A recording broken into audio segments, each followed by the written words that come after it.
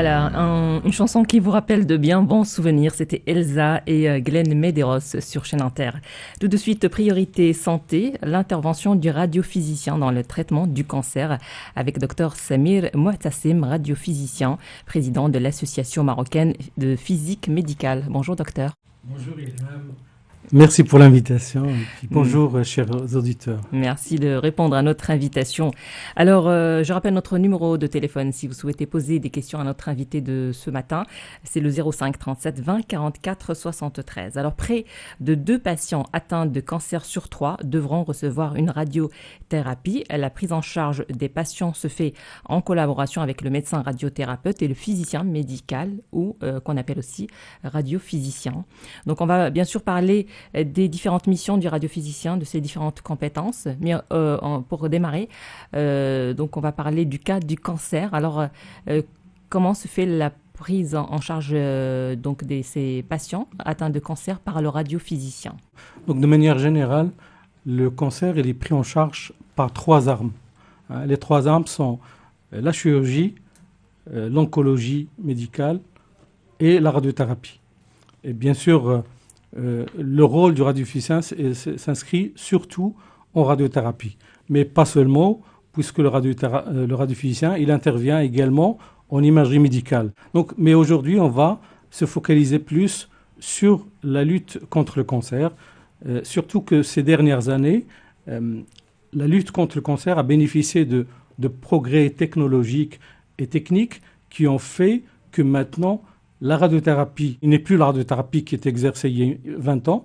Elle a bénéficié de beaucoup de technologies, on en parlera. Mais également l'oncologie médicale, puisqu'elle a aussi bénéficié d'innovations technologiques. Et on parle maintenant de thérapie ciblée, de thérapie angiogénique, entre autres. Le rôle du radiophysicien en radiothérapie, c'est en quelque sorte, pour résumer, c'est le rôle du pharmacien en radiothérapie. Le radiophysicien, son rôle, c'est de doser et de calculer la dose qu'il faut administrer au patient pour arriver aux objectifs thérapeutiques tracés au départ. Donc en quelque sorte, le radiophysicien, il joue le rôle de pharmacien en radiothérapie et il joue le rôle de qualiticien en imagerie médicale. Mais bien entendu, aujourd'hui, on va parler plus de son rôle en radiothérapie. Alors justement, quel est son rôle en radiothérapie? Donc vous avez parlé de la précision, enfin des dosages, donc il faut qu'il y ait une précision, pas de surdosage, pas de sous-dosage. Exactement. Donc les challenges maintenant en radiothérapie sont devenus très importants parce qu'on se rend compte maintenant, depuis quelques années, que la radiothérapie elle a un rôle curatif qui est là. Seulement, il faut savoir l'utiliser. Et pour pouvoir l'utiliser, eh bien, pour éradiquer une tumeur, il suffit d'augmenter la dose. Plus on augmente la dose, plus l'effet thérapeutique est là.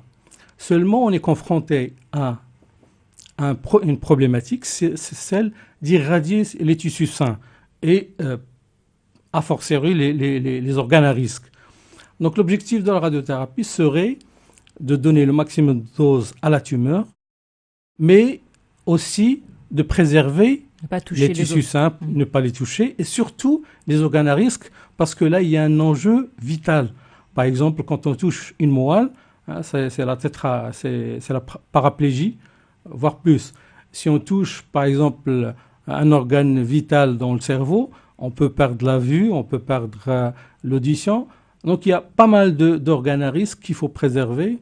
Et donc, on va mettre plus l'accent sur la préservation de ces organes-là. Et donc, quand on planifie un plan de traitement, on va s'armer, on va utiliser toutes les techniques dont on dispose qui vont nous permettre de sculpter, vraiment, c'est le mot, sculpter la tumeur et de donner le minimum de dose aux organes avoisinants et surtout les organes à risque. Après, il y a des technologies qui se sont développées. On ne va peut-être pas rentrer dans ces détails-là, mais la technologie maintenant disponible à l'échelle internationale permet d'arriver à des objectifs thérapeutiques excellents moyennant ces nouvelles techniques. Bien sûr, il y a une différence entre les techniques qui sont utilisées il y a 10 ans, 20 ans et les techniques disponibles d'aujourd'hui. C'est dire que la radiothérapie a bénéficié de cette technologie pour arriver au stade où elle est maintenant. Alors, bien sûr, enfin, l'intervention du radiothérapeute se fait en fonction des cas qui se présentent, c'est-à-dire, j'ai parlé au début de la prise en charge des patients en collaboration avec le médecin radiothérapeute et le radiophysicien. Donc, alors, c'est le médecin radiothérapeute qui fixe la dose. Vous ne faites que respecter donc la dose qui est prescrite par le médecin. Exactement. Donc en fait, pour un peu schématiser, donc comment ça se passe? Ouais. Donc dans la pratique, c'est un travail de collaboration où les intervenants sont le radiothérapeute, les radiophysiciens et également le technicien. Et donc le travail commence par la réception du patient, donc le jour où on veut planifier un plan de traitement. Donc, on reçoit le patient. Le patient va faire un scanner. Donc, on va faire des coupes scanners. Et ces coupes scanners, on va les rapatrier sur une station de calcul ou une station de planification. Et une fois ce patient sur cette station de calcul, l'intervention vient après du radiothérapeute qui va contourer, donc il va déligner la tumeur à traiter. Et il va déligner également les organes à risque qu'il faut protéger. Donc il y a un travail de délignation ou de contourage, donc des volumes qu'on va contourer sur différentes coupes pour arriver au final à une reconstruction 3D sur la station de la tumeur en 3D et des organes à risque. Et tout ça en vue 3D. Donc on aura en quelque sorte le patient virtualisé en 3D sur notre station et sur lequel on peut faire le plan de traitement en implémentant donc des champs de traitement ou des arcs pour traiter le patient. Et donc, après, une fois que le médecin a contouré ces organes-là et a fortiori le PTV, le volume tumoral qu'on veut traiter, et bien sûr, cela en utilisant les informations qu'il a en matière de diagnostic radiologique et les informations sur la nature de la tumeur, l'anapathe et tout. Donc, il va respecter certains critères, certains protocoles pour définir donc, le volume et les marges de sécurité qu'il faut les prendre en compte. Et donc, par la suite, une fois que ce contourage est fait, le physicien il intervient par la suite pour définir une balistique pour le traitement. Et donc, il va concevoir un plan de traitement. L'objectif de ce plan de traitement-là, il va être celui de donner le maximum de doses à la tumeur et de donner le minimum de doses, aucune dose si c'est possible, aux organes à risque et aux tissus sains. Et donc, pour faire ce plan de traitement, il va s'aider de différentes techniques qui sont disponibles maintenant. On a ce qu'on appelle donc, la radiothérapie conformationnelle 3D, qui est une radiothérapie conformationnelle classique, dans laquelle on va utiliser des faisceaux focalisés, mais qui vont protéger les tissus avoisinants. Et c'est une radiothérapie statique qui va utiliser plusieurs champs. Et notamment quand on multiplie les champs, on va arriver à un objectif thérapeutique satisfaisant. Les autres techniques, qu'on appelle IMRT ou VMAT, c'est des techniques de modulation d'intensité. Alors ces techniques de modulation d'intensité, il apporte un plus sur le plan technologique qui va permettre de creuser encore dans la dose et de sculpter vraiment la dose, même quelle que soit sa forme. Donc sculpter la dose sur la tumeur et de donner le minimum de dose aux organes avoisinants. Et bien sûr, ce plan de traitement, il est tellement sophistiqué, il y a tellement de sophistication qu'on ne peut pas se permettre de l'administrer au patient tout de suite. Il faut d'abord évaluer les objectifs qui sont atteints à travers ce plan-là. Parce que ce plan-là, on le fait sur un patient virtuel qui est là, sur la station. Donc, on a une évaluation sur les doses reçues par les organes. Et donc, on va pouvoir dire que cet organe, il est bien protégé ou pas. Est-ce qu'il faut creuser plus dans ce sens ou dans ce sens? Donc, cette évaluation permet d'évaluer donc, le plan de traitement et de dire si on peut le valider pour traiter ou pas. Une fois que c'est validé, La validation, bien entendu, se fait en concertation entre le radiophysicien et le radiothérapeute. Et les deux, ils valident le plan de traitement. Une fois que c'est validé, vient ensuite le process de management de la qualité. On ne va pas administrer ce traitement-là directement. On va d'abord contrôler ce plan de traitement sur un fantôme. Et une fois qu'il est contrôlé, qu'il satisfait aux objectifs dosimétriques, après, on valide et on peut commencer le traitement. Et donc, le patient, par la suite, peut commencer son traitement. Et le traitement ne se fait pas non plus d'une manière anodine. Il faut que le patient se mette en place dans les conditions de traitement qui ont été réalisées au scanner. Et on fait un contrôle soit avec une imagerie 2D, soit avec une imagerie 3D qui est maintenant disponible sur les accélérateurs. C'est-à-dire qu'on fait un nouveau scanner du patient et on recale le scanner du patient avec le scanner dosimétrique qui était fait au départ. Et ce recalage nous donne une précision millimétrique qui va permettre de traiter le patient dans les meilleures conditions de précision en dose et en espace. Voilà. Donc c'est tout en précision concernant cette prise en charge avant donc, de traiter le patient. Exactement. Voilà. Alors, on a parlé du cas du cancer. Alors, le radiophysicien intervient aussi dans d'autres domaines. Donc, vous avez parlé tout à l'heure, au tout début, de l'imagerie médicale, mais aussi d'autres domaines. Quelles sont vos compétences en tant que radiophysicien ?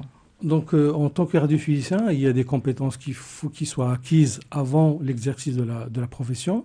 Il y a d'abord, sur le plan théorique, il faut un bagage sur la physique médicale, sur la radioprotection, sur la physique des rayonnements, sur l'anatomie l'anatomie humaine, sur le cancer, la cellule cancéreuse. Donc, il y a tout un bagage sur le plan biologique, physique, mathématique, qui va permettre aux radiophysiciens ou aux futurs radiophysiciens de se mettre en position de pouvoir rentrer dans le domaine professionnel. Et ça ne suffit pas. Il faut bien entendu qu'il y ait une formation clinique. Le radiophysicien qui a fait une formation académique plus théorique ne peut pas rentrer dans le domaine du travail sans avoir fait des stages cliniques. Et donc, c'est le rôle de la formation clinique qui se fait, par exemple, en France sur 2 ans, mais sur des continents comme le continent américain en 3 ans, minimum en 3 ans, suivant un système de résidenat. Donc, en France, c'est une formation pratique 2 ans. Aux États-Unis, au Canada, c'est une formation type résidenat, 3 ans, qui, bien sûr, avant d'exercer, doit prouver ses compétences via des examens écrits, oraux et pratiques. Alors, par rapport à l'imagerie médicale, donc c'est également un dosage. Par exemple, on peut passer un scanner ou une IRM avec des injections qu'on propose aux patients. Donc là aussi intervient le radiophysicien. Exactement, il y a une intervention. Donc je dirais que le rôle du radiophysicien en imagerie médicale de manière générale, que ce soit le scanner, radiologie de manière générale et médecine nucléaire, le rôle du radiophysicien, c'est un rôle de qualiticien. Il va faire un programme d'assurance qualité ou ce qu'on appelle maintenant dans le nouveau jargon programme de management de la qualité.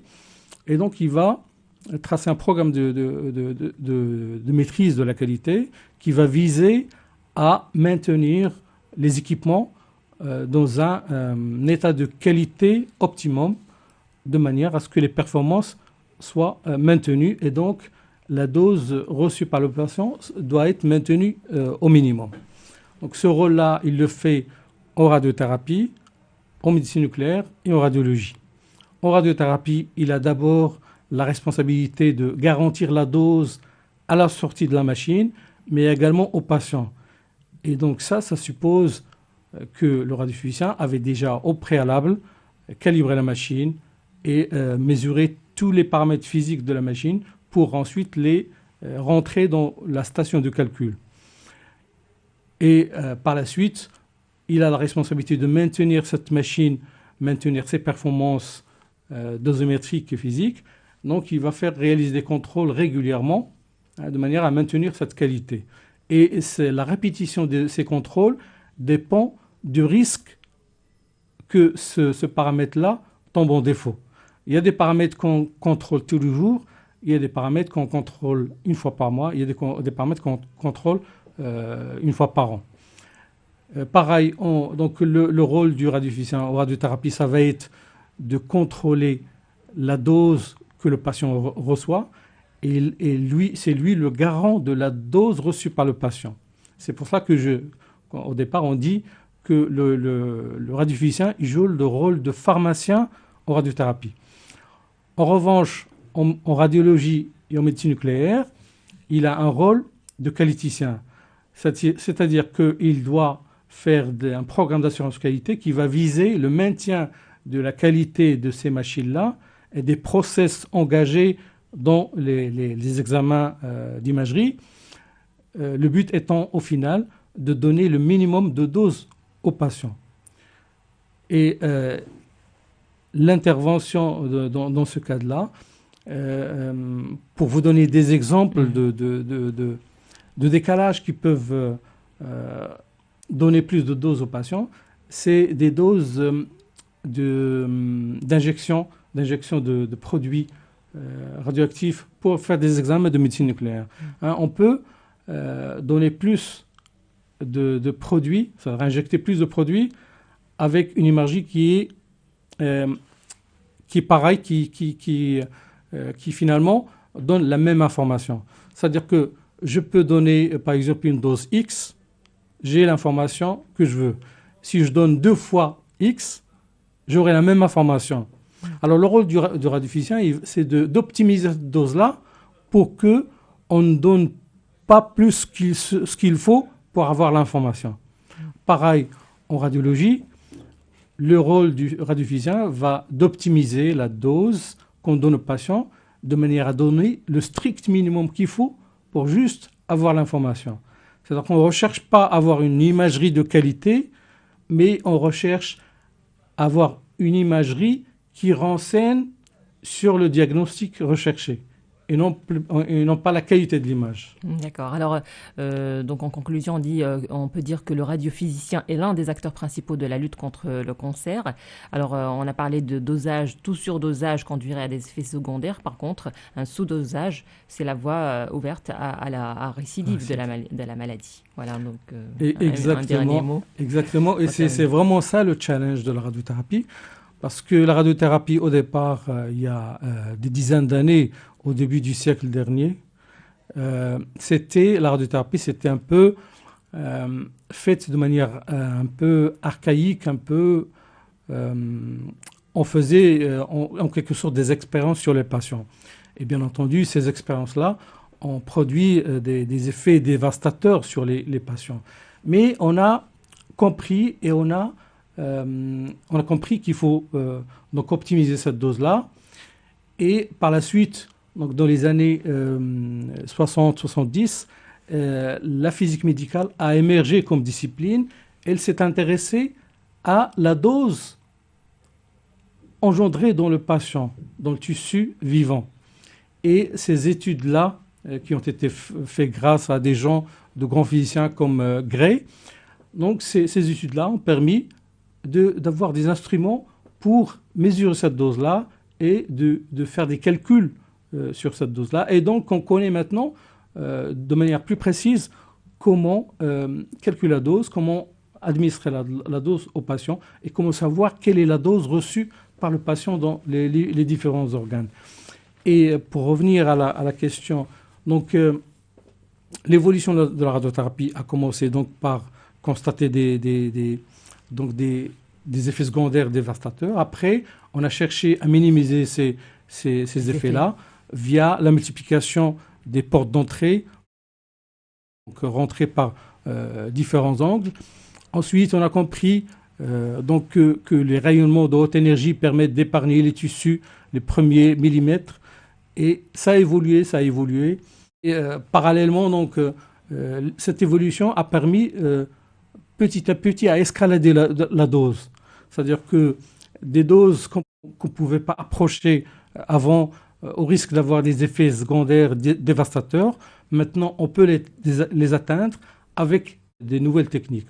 Et donc maintenant, on est capable d'arriver à des doses beaucoup plus élevées que ce qui était auparavant, ce qui était fait auparavant. Et donc, maintenant, on est plus curatif. À tel point que maintenant, on est en train d'évoluer vers de nouveaux schémas thérapeutiques. Avant, on était dans des schémas thérapeutiques dits de radiothérapie standard. Maintenant, on évolue vers des schémas de radiothérapie stéréotaxique. C'est-à-dire qu'on évolue vers ce qu'on appelle dans le jargon médical la radiochirurgie. C'est-à-dire on va vers un domaine totalement nouveau, mais en fait pas si nouveau que ça, puisque la radiochirurgie, elle est déjà utilisée chez les neurochirurgiens, donc des tumeurs qu'on ne peut pas atteindre dans le cerveau. On va utiliser des rayonnements focalisés pour arriver à éradiquer le tumeur, à la cramer, si j'ose dire, à sa place, sans geste chirurgical invasif. Pareil, maintenant, l'évolution de la radiothérapie, elle est vers la stéréotaxie, et donc on va vers la diminution du nombre de séances, vers une radiothérapie plus précise, plus dans la cible, dans la précision spatiale et dosimétrique. Et c'est de bon augure pour le patient, puisque des schémas thérapeutiques comme la stéréotaxie permettent aux patients de passer moins de temps dans le service. Donc, au lieu de faire 40 séances, il fait entre 2, 3 à 5 séances. Et donc, après une semaine, il rentre chez lui. Voilà, de bonnes nouvelles concernant cette prise en charge des patients atteints de cancer. Merci, Dr Samir Mouhtassim, d'avoir répondu à notre invitation. Je rappelle que vous êtes radiophysicien, président de l'Association marocaine de physique médicale. Très bonne continuation et restez à l'écoute de Chaîne Inter. Nous vous accompagnons jusqu'à 13h pour En Famille. Merci à vous. C'était un plaisir d'être parmi vous.